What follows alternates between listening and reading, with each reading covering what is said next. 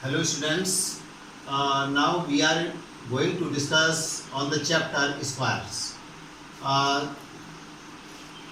Squares chapter में हम square पता करना सीखते हैं.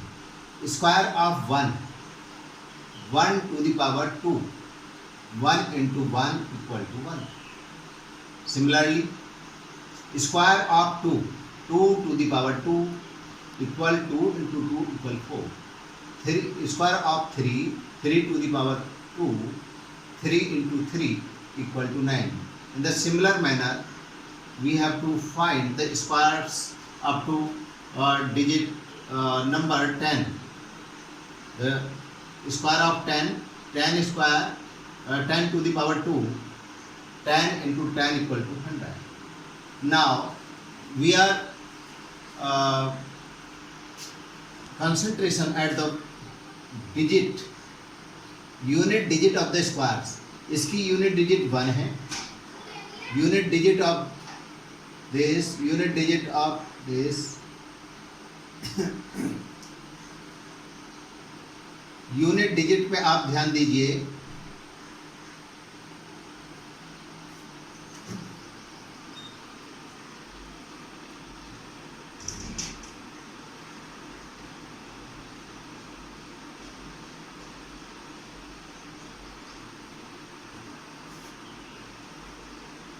अब हम इसकी यूनिट डिजिट देखते हैं. Unit digit 14965694110. अब कोई भी नंबर आप ले लीजिए, कोई भी नंबर 1 से लेकर इनफाइनाइट तक, सभी की यूनिट डिजिट में यही डिजिट आएंगी. ये डिजिट हैं, या तो 0 आएगा, 1 आएगा, 4, 5, 6 और 9. इसके अलावा कोई भी किसी भी नंबर के स्क्वायर में इसके अलावा कोई भी डिजिट नहीं आ सकती, केवल यही डिजिट आएंगी. If the unit digit of number is 0, 1, 4, 5, 6, 9, अगर ये डिजिट हैं, दैट नंबर में बी स्क्वायर और नॉट, वो नंबर स्क्वायर नंबर हो सकता है. अगर इसके अलावा डिजिट है, वो डिजिट क्या हो सकती हैं? वो डिजिट हो सकती हैं 2, 3, 7, 8. अगर किसी नंबर की यूनिट डिजिट 2 है तो वो कभी भी परफेक्ट स्क्वायर नंबर नहीं हो सकता. अगर 3 है तब भी परफेक्ट स्क्वायर नहीं हो सकता. 7 है तब भी वो परफेक्ट स्क्वायर नंबर नहीं हो सकता.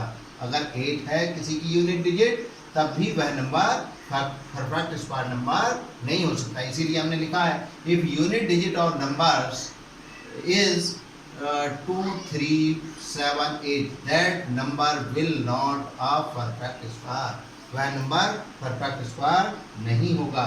अब इस तरह से अगर हमें किसी नंबर की यूनिट डिजिट पता करनी है, जैसे हम 81 की पता करना चाहते हैं, 81 की स्क्वायर, जो 81 का स्क्वायर करेंगे, 81 का स्क्वायर क्या होगा? 81 स्क्वायर 81 इंटू 81. तो आप मल्टीप्लाई करके पता कर सकते हैं.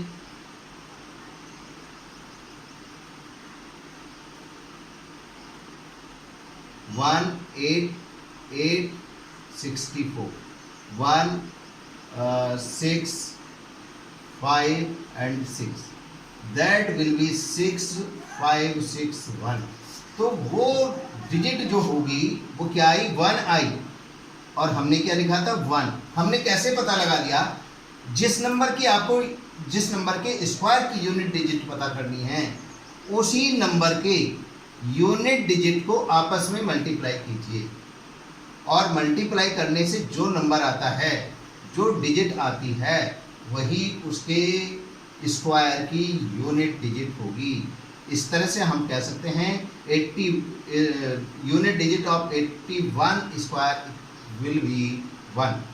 Similarly, if we want the square unit digit of square of 272, अगर हम 272 के स्क्वायर की यूनिट डिजिट पता करना चाहते हैं, तो हमें इसके यूनिट डिजिट को आपस में मल्टीप्लाई करना पड़ेगा. 2 into 2 equal to 4, that will be the 4. इसी तरह से unit digit of square of 279, अगर हमें 279 के स्क्वायर की यूनिट डिजिट पता करनी हो, तो वो क्या होगी, बिना मल्टीप्लाई करे, मल्टीप्लाई करके नहीं, बिना मल्टीप्लाई करे हम बता सकते हैं आपको ये नंबर लेना पड़ेगा और इसके मल्टीप्लाई करनी है, दैट इज द 81. तो unit digit of 81 is 1, therefore unit digit of the square of 279 will be 1. इसकी यूनिट डिजिट 1. अब हम पता करना चाहते हैं किसी नंबर को ऐसे ही देखने पर कि हम देखते ही बता दें कि वो number square, perfect square number है या नहीं. जैसे हमारे पास लिखा है 1057, ये परफेक्ट स्क्वायर नंबर हो सकता है कि नहीं हो सकता? नहीं हो सकता. बिल्कुल ऑब्वियसली हम कह सकते हैं. क्यों कह सकते हैं? हम इसकी यूनिट डिजिट को देखेंगे और यूनिट डिजिट अगर ये हैं, अगर 2 हो, 3 हो, 7 हो, 8 हो, तो वो नंबर कभी भी इस परफेक्ट स्क्वायर नहीं हो सकता. Therefore 1057 is not a perfect square number because its unit digit is 7, क्योंकि इसकी यूनिट डिजिट 7 है. Similarly 23453 is not a perfect square number. ये भी परफेक्ट स्क्वायर नंबर नहीं हो सकता. क्यों नहीं हो सकता? Because its digit also unit digit is 3.